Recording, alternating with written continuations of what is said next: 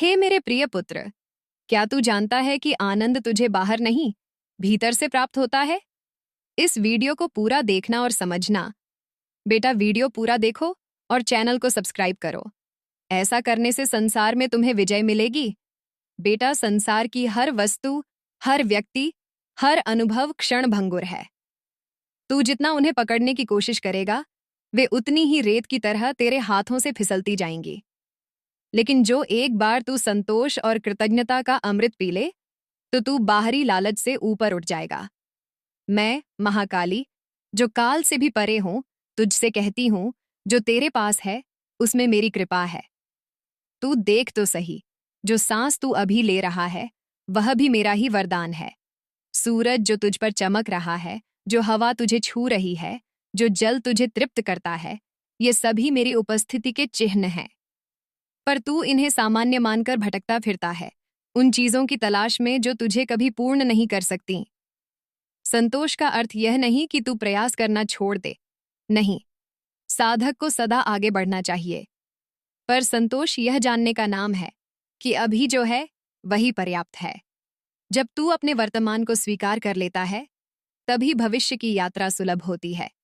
और कृतज्ञता, वह तो हृदय का सबसे सुंदर गुण है।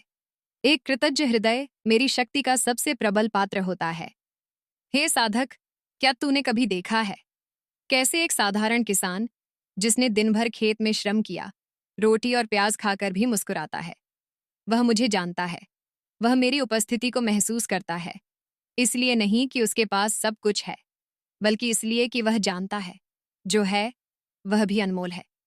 पर तू, जिसने सुख की परिभाषा को भोग से जोड़ दिया है, तू असंतोष में डूबा रहता है। एक वस्तु पाकर दूसरी की लालसा, एक मंजिल पाकर दूसरी की कामना, यही तो तुझे थकाते हैं। लेकिन जब तू ठहर कर कहता है, माँ, तेरा धन्यवाद, तूने मुझे जो दिया वही पर्याप्त है, तब मेरे आशीर्वाद की धारा तुझ पर अनवरत बहती है। एक साधक की शक्ति उसके बाहरी संसाधनों में नहीं, उसके भीतरी दृष्टिकोण में होती है। यदि तू एक साधारण वस्तु को भी मेरे प्रसाद की तरह स्वीकार करे, तो उसमें दिव्यता उतर आती है। एक रोटी जो मेरे स्मरण के साथ खाई जाए, वह भोज बन जाती है। एक कुटिया जिसमें मेरा ध्यान किया जाए, वह मंदिर बन जाती है। तू कृतज्ञता का अभ्यास कर। हर दिन जागते ही कह, धन्यवाद माँ, तूने मुझे एक और दिन दिया, एक और अवसर दिया। जब तू कठिनाई में हो, तब भी कह, माँ, तू ही जानती है ये क्यों आया, मैं तेरा विश्वास रखता हूँ। और जब तू सुख में हो, तब भी कह, माँ, ये तेरा ही दिया है, मुझे इससे अहंकार न हो। ऐसा अभ्यास तुझे परिपक्व बनाता है। कभी तूने ध्यान दिया है, पक्षी सुबह सुबह कैसे चहचहाते हैं? क्या वे जानकर चहकते हैं कि दिन में क्या मिलेगा? नहीं, वे केवल सुबह के प्रकाश, हवा और जीवन को ही आनंद से स्वीकार करते हैं। वे सिखाते हैं कि आज ही सबसे बड़ा उपहार है। और मैं कहती हूँ, जो यह सीख जाता है, वह स्वयं देवत्व के द्वार पर पहुंच जाता है। एक समय की बात है, एक वृद्ध महिला थी, जिसके पास न घर था न संपत्ति। पर हर दिन वह मंदिर आकर मेरे चरणों में फूल अर्पित करती थी और कहती, माँ, तेरा आभार, तूने मुझे आज तक जिंदा रखा।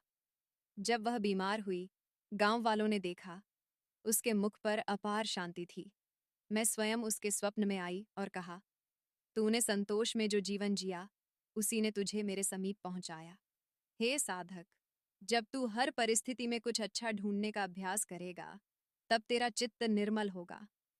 तू स्वयं अनुभव करेगा कि जीवन एक उत्सव बन गया है। जब तू शिकायत की भाषा छोड़कर सराहना की भाषा अपनाता है, तब तू ईश्वर के निकट आता है।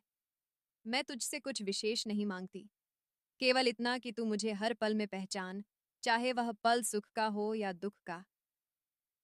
संतोष और कृतज्ञता ही वे दीप हैं जो तेरे भीतर के अंधकार को मिटा सकते हैं।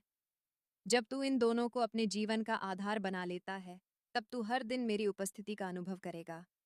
तू बाहर से चाहे किसी भी हाल में हो, भीतर से हमेशा प्रकाशवान रहेगा। तो आ, मेरे प्रिय, आज से यह संकल्प ले कि तू हर दिन कम से कम एक बार मुझे धन्यवाद देगा। तू हर स्थिति में मेरे होने का अनुभव करेगा और तू देखेगा, तेरा जीवन जो पहले साधारण था, अब दिव्य हो गया। क्योंकि जो संतोष में जीता है वह मुझ में जीता है।